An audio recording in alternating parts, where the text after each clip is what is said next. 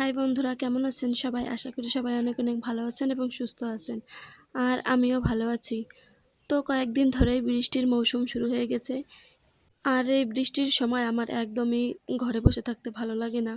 কিন্তু কিছু করার নেই, সারাদিন ঘরে বসে থাকতেই হবে। বৃষ্টির সময় কার কেমন লাগে ঘরে বসে থাকতে আমি জানি না, তবে আমার একদমই ভালো লাগে না।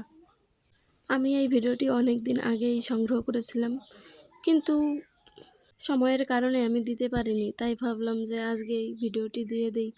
আশা করি ভিডিওটি আপনাদের সকলেরই ভালো লাগবে। আর যদি ভালো লেগে থাকে তাহলে অবশ্যই অবশ্যই অবশ্যই লাইক কমেন্ট করে এবং শেয়ার করে বন্ধুদের মাঝে ছড়িয়ে দেবেন, যাতে আপনাদের পাশাপাশি আপনাদের বন্ধুরাও আমার ভিডিওটি দেখতে পারে।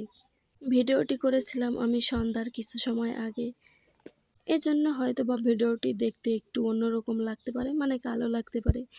যেহেতু সন্ধ্যার সময় করা, তখন তো আলো খুবই কম থাকে, তার জন্য একটু আমাকে খারাপ লাগতেই পারে দেখতে। আমি আম কাটতেছিলাম আর একজন এসে আইফোন দেখিয়ে একটু ভাব নিচ্ছিল। আমি পাকা এবং কাঁচা দুইটা আম মিলেই মাখা করছিলাম। যেহেতু আমের সিজন, তাহলে একটু আম না খেলে কি হয়? তার জন্য আমি কাঁচা আম এবং পাকা আম নিয়ে কাটতে বসে গেছিলাম। আর এই যে দেখুন, আমার দুই পাশে দুইজন বসে আছে। একজন তো খাওয়ার জন্য মানে এক নজরে আমের দিক চেয়েই ছিল, আরেকজন একটু আইফোন নিয়ে একটু ভাব দেখাচ্ছিল, যাতে সকলে আপনারা তার আইফোনটিকে একটু দেখতে পারেন। এখন যেহেতু আমের সিজন, তাই দেখার সময় নেই যে এখন সন্ধ্যা নাকি সকাল নাকি দুপুর। যখন ইচ্ছা হবে তখনই আম খেতে হবে। তাই আমি সন্ধ্যার দিকেই আম মাখা শুরু করে দিলাম, যাতে আমরা সবাই মিলে একটু খেতে পারি। এই দেখুন, কাসুন্দিও নিয়ে আসছে আমের ভিতর দিয়ে, কিন্তু কাসুন্দি খেতে ভালোই লাগে।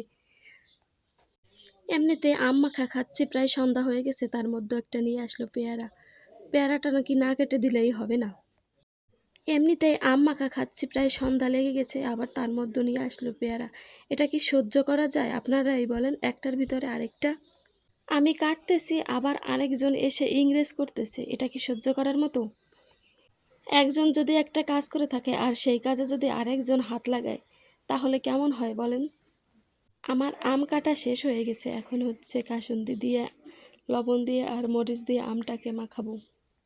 আর দেখুন, আম খাওয়ার জন্য আমার দুই পাশে দুইজন বসে আছে। মানে কি বলবো, আমি শুনেছি মেয়েরা নাকি ভালো টক খায়, কিন্তু এখন দেখতেছি অন্য, মানে উল্টা। এখন দেখতেছি যে মেয়েদের থেকে ছেলেরাই নাকি বেশি টক খায়।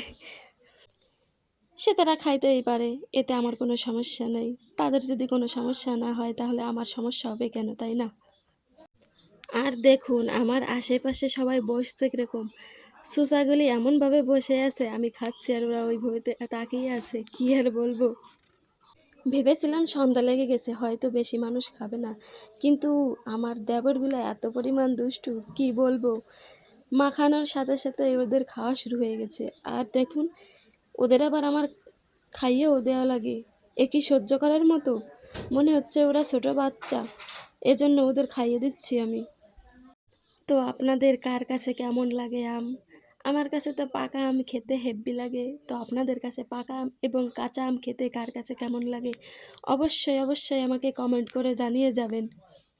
দেখুন আমার দেবরদের কি ভাব, একজন তো বিশালই পাঠ নিচ্ছিল। জানি না আমার এই ভিডিওটি কার কাছে কেমন লাগলো। যদি ভালো লেগে থাকে তাহলে অবশ্যই অবশ্যই লাইক কমেন্ট করে শেয়ার করে পাশে থাকবেন। আপনারাই দেখুন, আমার দুই পাশে দুইটা বড় চোচা বসছে, ওদেরও নাকি আমার খাইয়ে দিতে হবে। এটা কি মেনে নেওয়া যায়? আম মাখাটা মোটামুটি ভালোই হয়েছিল। আমার দেবরগুলো এত পরিমাণ দুষ্টু, কি বলবো, আর বলার ভাষা খুঁজে পাচ্ছি না। সবাই ভালো থাকবেন, সুস্থ থাকবেন, দেখা হবে পরবর্তী অন্য আরেকটি ভিডিওতে। সে পর্যন্ত আপনারা সবাই ভালো থাকবেন। টাটা।